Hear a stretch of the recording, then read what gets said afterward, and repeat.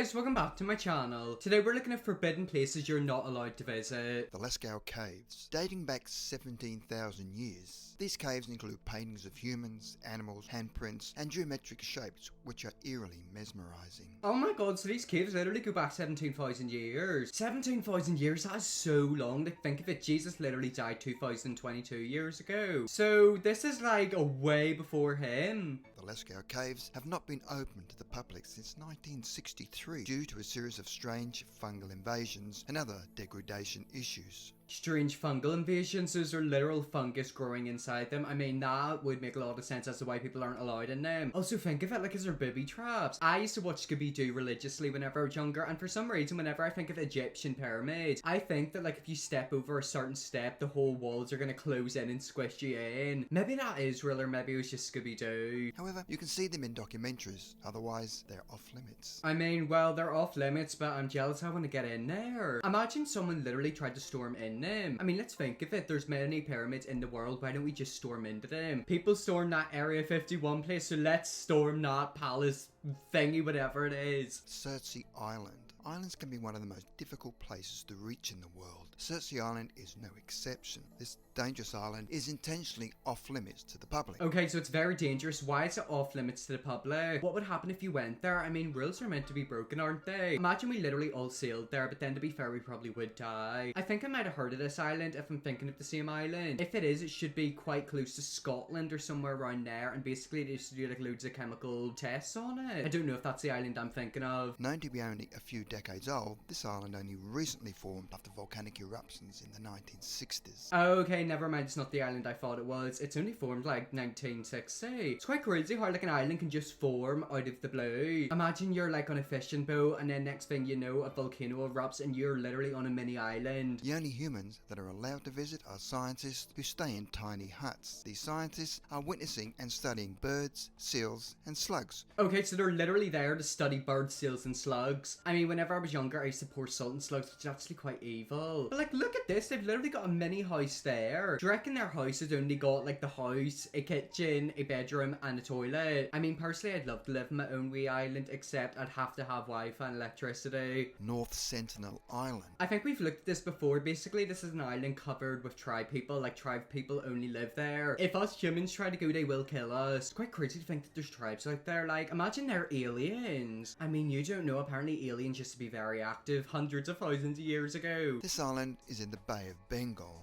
near India, and is off limits to the public. The island is home to an undocumented tribe of 50 to 400 people who drive away visitors with weapons and rocks. 50 to 400 people, and they literally just live there. It does make you think, like, how long has that tribe been going on for? Are they all related? Is incest going on? I mean, you don't know, there's so many tribes out there. It's actually quite crazy. I think in the Amazon rainforest there's loads of tribes as well. That's so crazy, is it? Like, imagine you went to like explore a little island or like a forest and you literally come across a tribe. Keep people safe. The Indian government has declared it illegal for both tourists and Indians to go there in order to be kept safe from this mysterious tribe. And do you want to know why that is? It's because they will literally take your life. It's quite scary, isn't it? I think there have been people who've went there in the past and then people have literally just took them out. I mean, let's be realistic. Imagine you're living that island and like an outsider comes and tries to get onto your island. Of course you're gonna exterminate them. Area 51. This top secret military base and airfield is well known for its encounters with UFOs and aliens among conspiracy theorists, and is part of the Nellis Air Force Range. And people tried to storm it in 2019, or was it 2020? That was such a weird time. Why do people try to storm Area 51? I mean, imagine people actually got into it and they like kidnapped aliens. I'm telling you right now, Mr. Beast needs to do a video where he sneaks into Area 51. Located in the Nevada desert just beyond Las Vegas, its current purpose is supporting development of experimental aircraft and weapon systems. What makes this military base so sinister is the government didn't even acknowledge its official existence until 2013. So basically up until 2013 they tried their best to deny it. I mean, look, governments do not tell anyone the truth, so I'm not surprised they lied about it. There's a reason they're lying about it. Imagine that's like where you leave the world. Imagine there is aliens in there. Do you reckon Elon Musk lives there? With all the secrets and mysteries surrounding this facility, it's no wonder they want to keep it closed to the public. I mean, yeah, you literally can't get in there. I swear if you go in there you have to sign NDAs. You can't actually speak about it. Do you reckon the president understands what happens in there? I mean, mean, Boris Johnson just got kicked out, so maybe he'll talk about it one day. Moscow Metro 2. This is a set of underground metro tunnels which parallel the public one, but lies beneath Moscow's existing subway system. Oh, so apparently this is like a secret subway thing. What's it used for? I mean, I've been obsessed with these subway things recently. Did you know that in New York there's loads of abandoned subway things? Like actual subway places that people used to get the subway into. You can literally get into them as well. I don't know how to, but like if you go into them, it's quite crazy. Imagine if you were homeless, you could literally go in there and live in there, but then you don't know what's going to be lurking in them subways. The KGB codenamed these metro tunnels K6 and was built to connect major buildings during Stalin's Russia, and supposedly has 4 lines connecting nationally important locations. Okay, so it's got 4 lines in it. That's crazy. Is this an actual photo of it? Because this looks so interesting. Like imagine if you broke in there somehow. Yet again, I'm going back to the abandoned subway stations in America, especially New York. I think it's so fascinating. Like whenever I was younger, I used to love exploring abandoned buildings. It's quite crazy to think with abandoned homes, somebody lived in that house at one point in their life and then they just left it and never came back. What is the reason? Like why did they abandon it? Many rumours have surfaced which include absurd theories that include giant rat testing, subterranean families, to Stalin's cryogenically frozen body. Okay, so apparently people seem to think there's big fat rats in there basically and dead bodies. I mean, it wouldn't surprise me. I did see a video from New York and the rats in New York are gigantic, like literally the size of cats. I mean, whenever you got a whole underground system, of course they're gonna grow. Mount Weather. The United States government established Mount Weather in 1959 between Ladue and Clark counties in Virginia. Okay, so this is Mount Weather. Do I know what it is? Is it the place the government go whenever there's like a big issue going on for like their safety? I don't think I've ever heard of this one before. The establishment was built as a high-tech long-term bunker for government officials in emergencies and is known to be extremely secure. Yeah, so this is what I thought it was. I think, who was the president? You know, whenever 9/11 happened, I can't remember who the president was. Was it George Bush? I think he actually went there. Or did he? I watched a documentary about 9/11 a while ago and they mentioned him going to some underground bunker. The building provides 564 acres of offices, dorms and dining rooms beneath the surface level of FEMA headquarters. Okay, so it's literally an underground bunker, a big massive one. That's so crazy. I mean, with basements, isn't it crazy how that basement was literally dug into the earth? Whenever you look at it from a satellite, you can only see like green grass. Makes you think like what's actually going on under there? Is there football pitches? Is there swimming pools? Like it's a full-on underground bunker. With the facility's purpose of protecting the highest level of civilian and military officials in case of national disaster. It's no wonder this is banned from the public. I mean, yeah, that makes a lot of sense as to why the public are not allowed in there, but it's quite crazy how they've got that, but we don't. I mean, if something happens, all the officials can go there and like survive and like not die, but us civilians literally have to stay in our own homes and we'll probably get annihilated. Svalbard Global Seed Vault. Around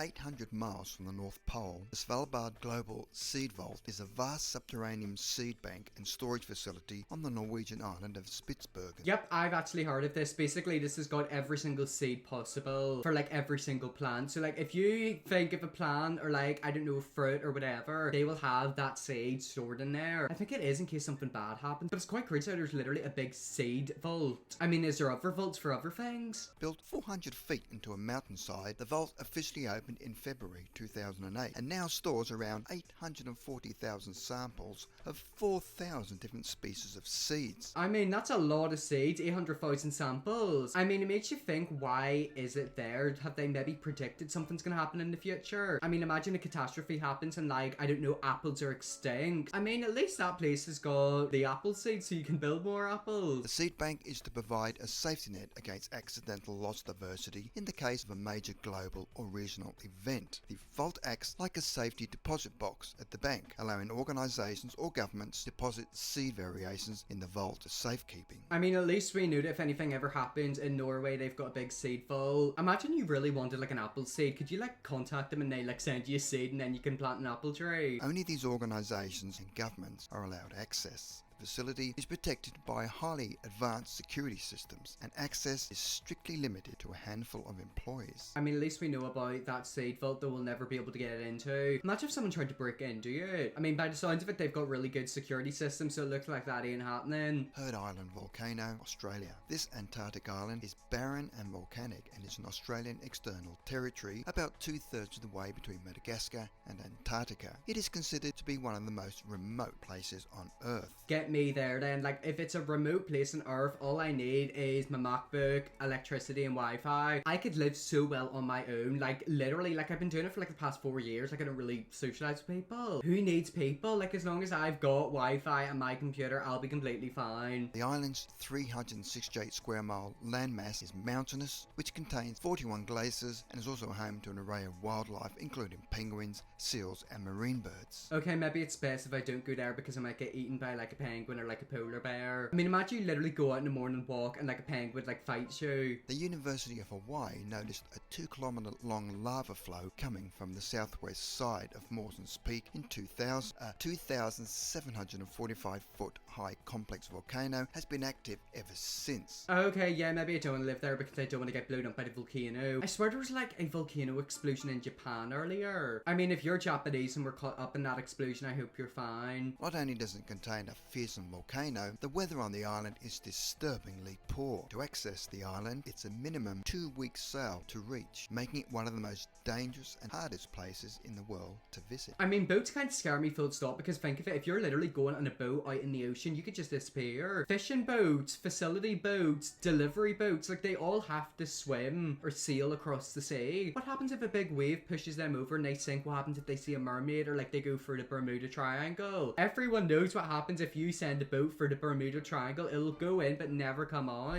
Veglia, it's located between Venice and Lido, within the Venetian Lagoon in northern Italy. I think I've heard of this. We have watched this in another video. If I'm correct, this used to be a prison or a mental health facility for really disturbed people. And like now it's literally like completely abandoned. Throughout its long history, this small island has been known to be home to a fort, used as a shipping checkpoint, been a quarantine station for the bubonic plague, and since the turn of the last century, it had been used as an asylum. Yep, and we just seen loads of dead bodies. I mean, it would be really nice to buy an island like that and have like your own wee village and castle. But whenever you find out the history about this island, you don't want to go there. The psychiatric hospital was closed down in 1968, leaving the island long abandoned. The island is rumoured to have ghosts of the plague victims, war victims, and the ghost of a murderous asylum doctor. Oh my god, yeah, so it's proper evil. I mean, it's crazy to think over 60 years ago people would lie in these beds. These beds have history, and now that history has came back to haunt everyone. The Italian government offered the island up for long-term lease, 99 years, in 2014,